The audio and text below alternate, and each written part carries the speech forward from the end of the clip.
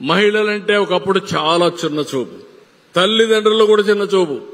మొట్టమొదటిసారిగా మహిళలకు న్యాయం జరగాలని ఆలోచించింది మన రాష్ట్రంలో ఎన్టీ రామారావు గారు. ఆలోచించి ఆస్తిలో సమాన హక్కు ఇచ్చిన మొదటి రాష్ట్రం, మొదటి వ్యక్తి ఎన్టీ రామారావు గారు. మీరు ఎవరిని అడగాల్సిన పని లేదు, అది మీ హక్కు. మీ తల్లిదండ్రులు సంపాదించిన ఆస్తిలో మీ తమ్ముడితో అన్నతో సమానంగా ఉండే హక్కు మీ పిల్లలకుంది. అది ఇచ్చింది ఎన్టీ రామారావు గారు అని చెప్పి నేను మీకు తెలియజేస్తున్నా.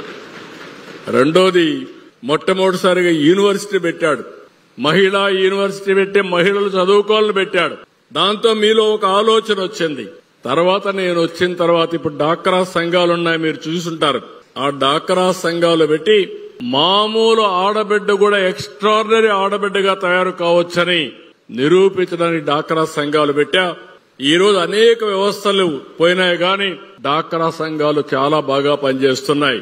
అట్ వన్ స్టేజ్ మీరు చూస్తే ఆడబిడ్డల్ని పుట్టితేనే భారం అనుకునే తల్లిదండ్రులు ఉండేవాళ్ళు. ఒకప్పుడు మగపిల్లలు పుట్టలేదని చెప్పి బాధపడి ఆడబిడ్డలైతే అబార్షన్లు కూడా చేసేవాళ్ళు.